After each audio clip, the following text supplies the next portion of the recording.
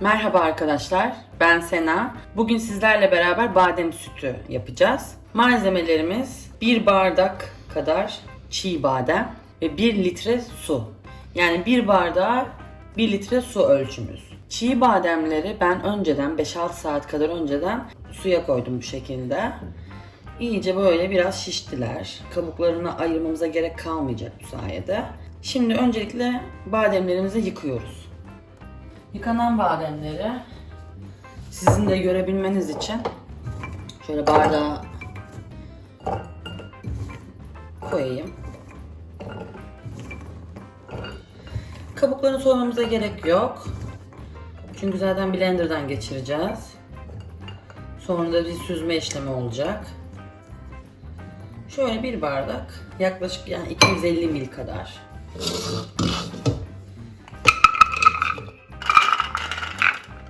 Bunları sürahimize koyduktan sonra suyumuzu da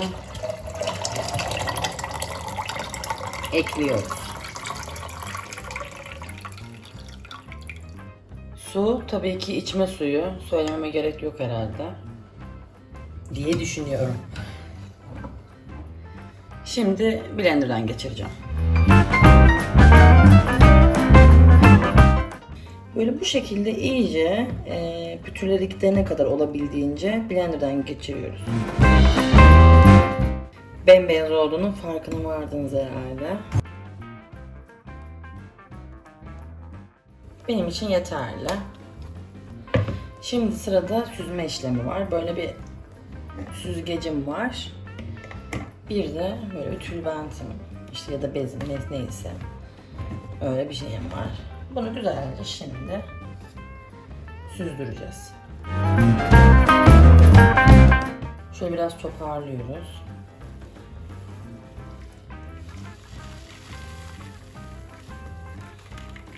Soğuk olduğu için öyle güzelce süzdürebiliriz. Aynı işlemi süt bitene kadar devam ediyoruz.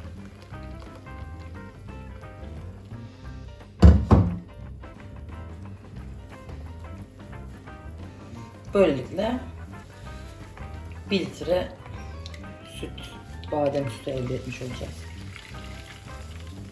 Ve tadı da o kadar güzel oluyor ki.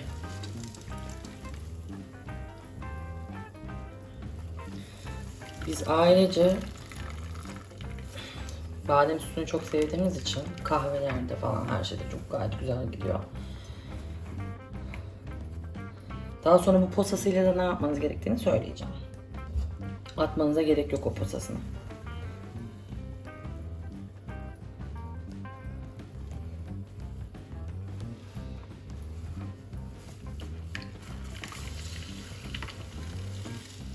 Böyle güzelce, iyice. İsterseniz daha sonra bir kez daha kalanı süzdürebilirsiniz ama bence gerek yok. Balla tatlandırabilirsiniz, esmer şekerle tatlandırabilirsiniz. Gayet sağlıklı ve hoş bir tadı oluyor. Sade de içebilirsiniz tabii ki. Kahvelerinize koyabilirsiniz. Evet.